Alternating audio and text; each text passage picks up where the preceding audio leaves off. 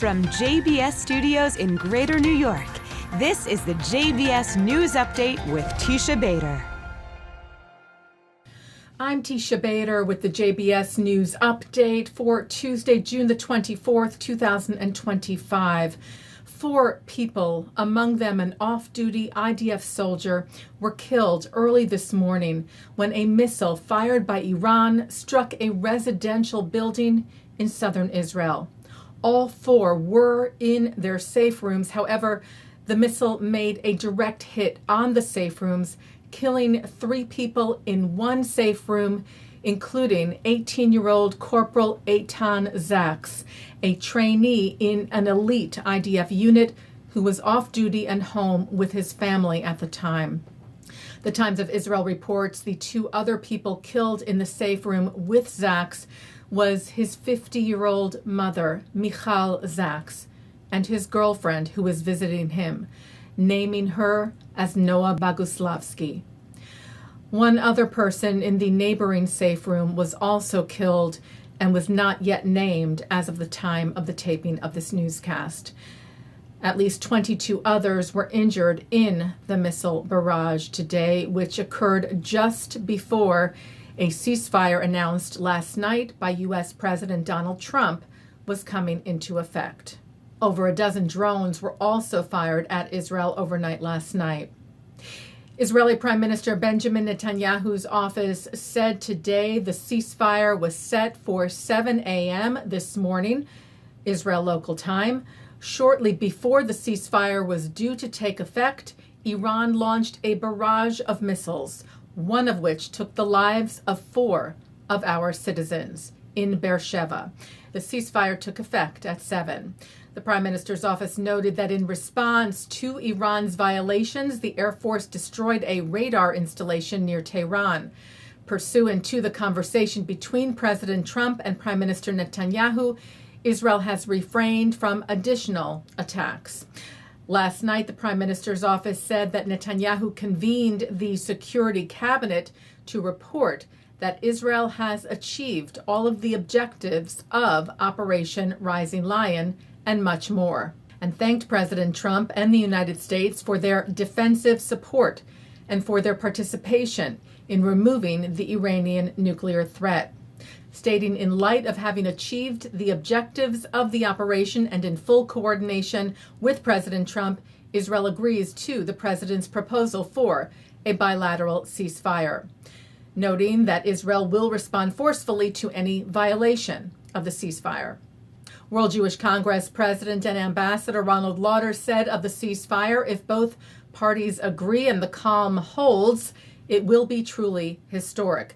Iran can never be allowed to develop a nuclear weapon. Its support for terror and regional destabilization must cease entirely, and the international community must remain united in enforcing those red lines.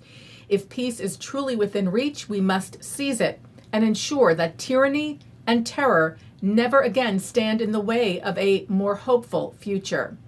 Since the beginning of Israel's Operation Rising Lion, Iran launched some 550 ballistic missiles and around 1,000 drones at Israel, most of which were intercepted, with, according to medical officials, a total of 28 people killed since the beginning of the operation in Israel and over 3,000 wounded.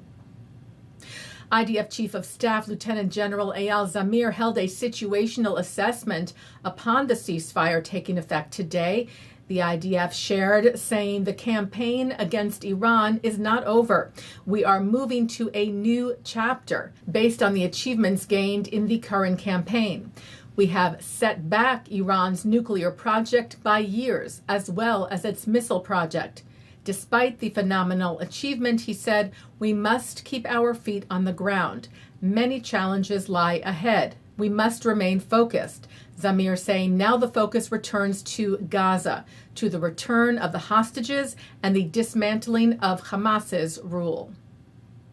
Well, one of the 3 slain hostages recovered by the IDF from Gaza on Sunday was laid to rest today.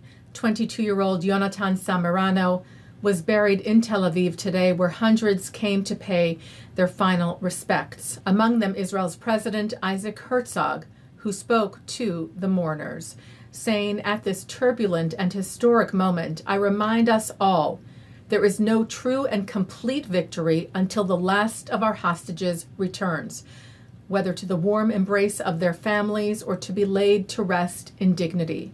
I swear here in the name of the entire nation, there is no force on earth that will make us forget our tortured loved ones who remain there.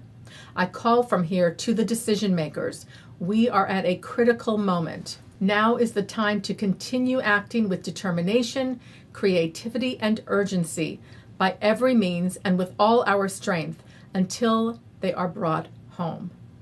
50 hostages remain held captive by terror group Hamas in Gaza now for 627 days. Taking a look now at our programming for tonight on JBS for Tuesday, June the 24th. At 7 o'clock, Mark Dubowitz, CEO of the Foundation for Defense of Democracies, analyzes Israel's Operation Rising Lion.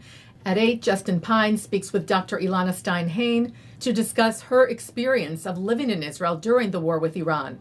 At 9, it's part 2 of Brad Hirschfield on L'chaim.